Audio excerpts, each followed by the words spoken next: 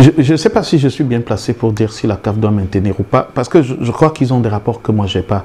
Mais j'estime qu'une compétition sportive est une fête à laquelle on doit assister sans fondamentalement avoir un quelconque stress. Si on commence à avoir d'autres types d'appréhension, on n'est plus en plein dans la compétition. Si on doit arriver au stade masqué ou si on doit avoir la hantise d'être contaminé, forcément ça gâche la fête. Et donc ne serait-ce que pour ça, je pense que la CAF devrait revoir un certain nombre de choses en plus, parce qu'aujourd'hui on est en train de fermer des frontières un peu partout, en Europe surtout on les a fermées, et l'expertise africaine, c'est pas qu'elle ne vaut rien, mais la plupart des chaînes qui interviennent dans la production et dans l'organisation des compétitions en Afrique viennent de l'Europe. Donc je ne vois pas, sauf miracle, comment est-ce qu'on peut organiser une compétition alors que les compagnies qui doivent gérer les cérémonies d'ouverture sont installées à Paris, la production audiovisuelle et autres est gérée par des gens qui viendront de Paris, même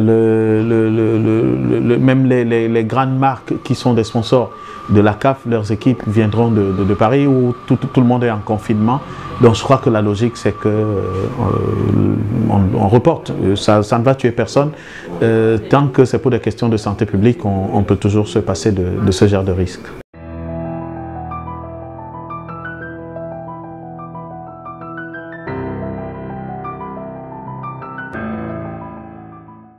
Non, mais on n'a pas à réfléchir sur l'impact, on a à réfléchir sur les conditions qu'il faut prendre. Pourquoi est-ce que le Cameroun, par exemple, dans son équipe, a un joueur qui s'appelle Bassogok, qui vient de Chine, où le coronavirus fait dévaste beaucoup de personnes. Comment vous pensez qu'on va accepter de mettre en péril la vie et de ces joueurs et du public simplement parce qu'on ne veut pas mesurer l'impact? Non, il n'y a aucun impact.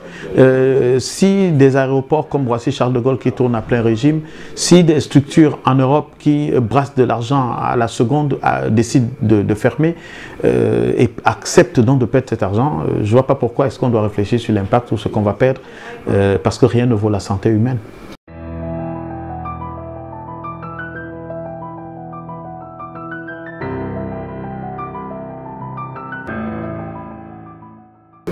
Non, mais le coronavirus, ce n'est pas le coronavirus qui a une incidence sur le football. Moi, je ne sais pas pourquoi on pense au coronavirus et on pense sur le football. On pense au coronavirus, on pense à la santé. L'OMS, on n'a pas plus de qualifications que l'OMS qui déclare que c'est une pandémie.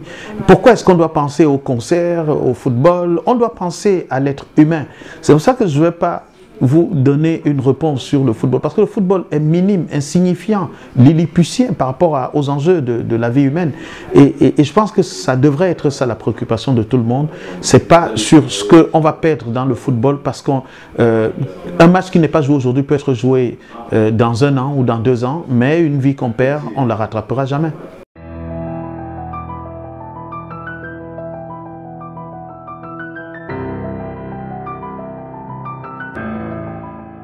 Je n'ai pas vérifié le dispositif, mais je vois que le ministre de la Santé au front, il communique, il en parle.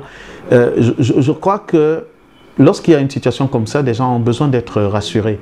Et parfois, ça passe par des mesures fortes. Vous pensez que les pays qui ferment les frontières, c'est vraiment parce qu'ils veulent fermer les frontières? Non, je pense que c'est pour donner un message clair à leur population. Lorsque le président français parle de guerre, on est en guerre, on est en guerre, on est en guerre, il a martelé ça, c'est pour dire à ces populations, je prends la pleine mesure du risque qu'on court.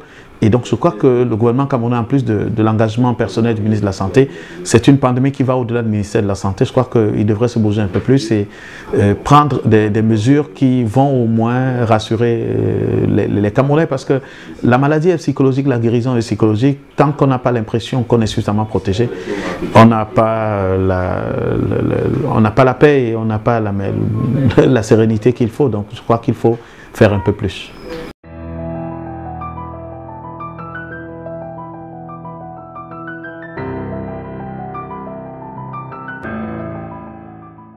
Non, mais je leur demande de faire attention.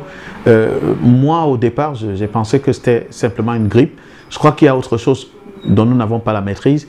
Quand on voit des pays qui ont plus d'informations que nous s'emballer de cette façon, c'est qu'il y a probablement d'autres choses qu'il faut éviter, et donc de faire attention, de continuer à se préserver, d'éviter de